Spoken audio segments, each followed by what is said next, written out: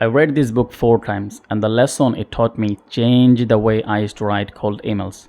And this is the only book in existence written by a millionaire who shares his framework for you to cold email anybody and get them on a meeting in order to show your offer or service. In short, this book teaches you how to turn total strangers into paying customer.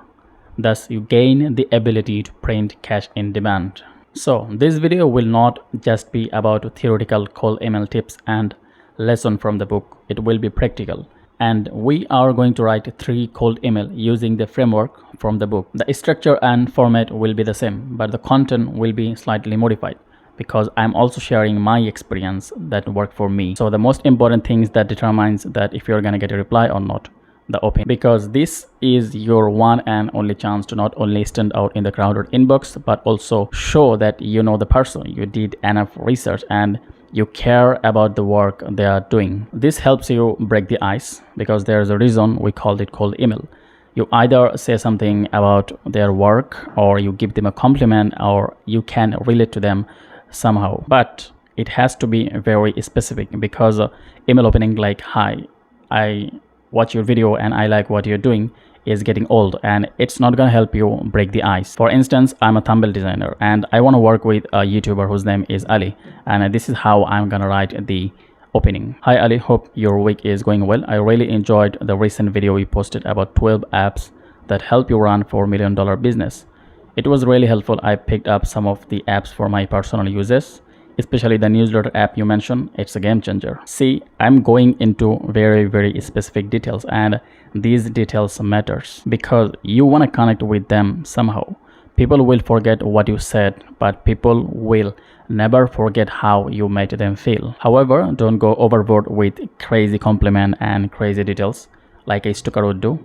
Keep it short, to the point, and very specific. Now the next part is why you're reaching out. What is your offer? And this is where one of the biggest mistake I see people make. I also get a lots of DM on Twitter, and 90% of them are sounds like, hey, I'm a copywriter, hire me. Or hey, I'm a graphic designer, I'll do design for you, hire me. Can you spot the mistake? Yes, they are just telling what they are doing but not their offer. And here's how you write an offer. I'm a copywriter, so what? I write web copy for creators. I'm a designer, so what? I design thumbnail for YouTubers.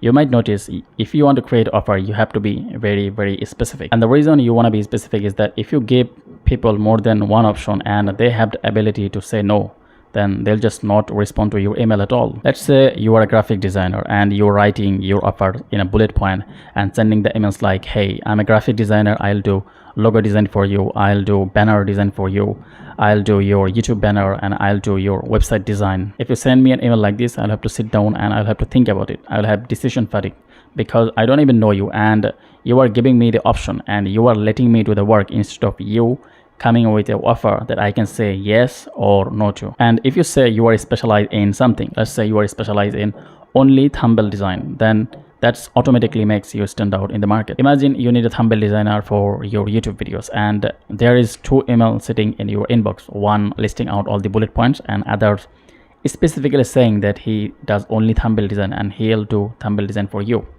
So who would you choose? I hope you understand why you need to be specific with your offer, and let's see how to implement these offers in the email. The reason I am reaching out to you is because I love what you're doing and I wanted to ask if you need any help with your design. If you are a video editor, you can say it like this. The reason I am reaching out to you is because I love what you're doing and I wanted to ask, do you need any help with your video editing? But what if you are an copywriter or you are an email copywriter?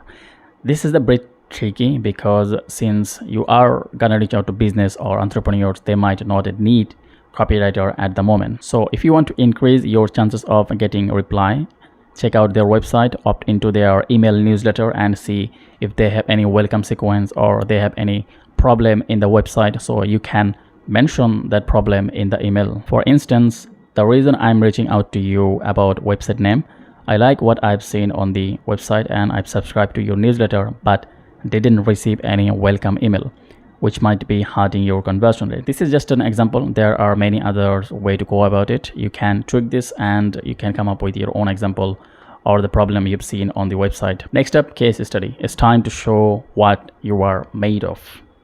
I mean, it's time to show your authority. But if you are a complete beginner with zero experience, no portfolio, no case study, this is how you can write the email. I'm a graphic designer. I specialize in designing thumbnail for YouTubers.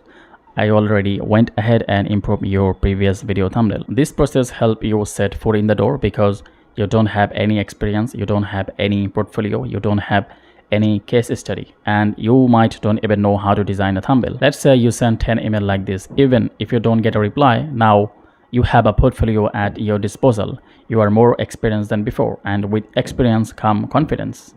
You are literally killing 3 birds with 1 stone. But if you have experience, then this is how you can inject the case study in the email. I'm a graphic designer. I specialize in designing thumbnail for YouTubers and helping them increase their CTR. You can see some of the work I've done for other YouTubers here, link. But what if you are a video editor? I've been editing YouTube video for the past 2 years. I don't just edit videos, but I edit them in a way that holds the retention of the audience and make them come back for more. You can see some example of my work here. But what if you are an email copywriter? Recently, I wrote an email welcome sequence for a company name, which increased their conversion rate by 23%. Or you can just say my emails have earn millions of dollars for my clients. Let's move on to the call to action. You don't want to go hard sell, because the way I do it, I go as low as possible and I give them the control to think and give them the option to decide. And here are a few examples. Would you be open to discuss about it? Would you be interested in something like this? Would you be open to chat about it? And let me know what you think. You can play with them and choose the one that feels right for your business or service you are providing. Next up, the subject line. So the subject line is quick question name. So that's basically all you need for the subject line, but you can always go ahead and invent your own subject line. It's 2023 now. PS, you don't necessarily need to add PS in your email, but it increases your chances of getting a reply. Especially if you have a personal brand and you are building in public, you should definitely add PS in your email. Generally, we add them at the bottom of the email. Nothing fancy. I just mentioned my Twitter or my YouTube. Like PS, I also have a YouTube channel. You can look me up here, name. So this is how you write email for your business in just 10 minutes. Now we have 3 emails: an email for a graphic designer, an email for the video editor, an email for an copywriter. Now you write the email and you send the email, but sometimes you won't get a reply at first time because of many reasons. They might be busy, or they just don't need your service at the moment, or they just forgot to reply you. And what you can do is you can remind them. I had a story about following up email reminder from a Stephen Georgia. Someone sent him a cold email and then later he kept following up with the email.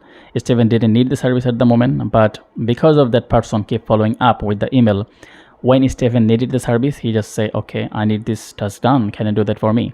And this is actually what happened when you don't quit and you actually keep following up. And that follow-up or reminder can be as simple as, hey Nam, I know you are probably busy.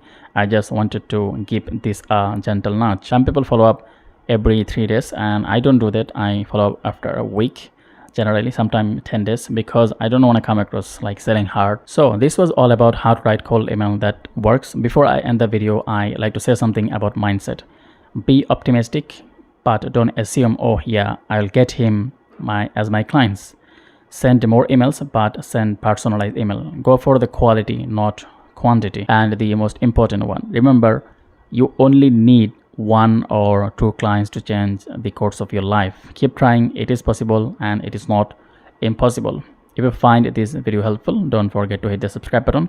See you in the next video.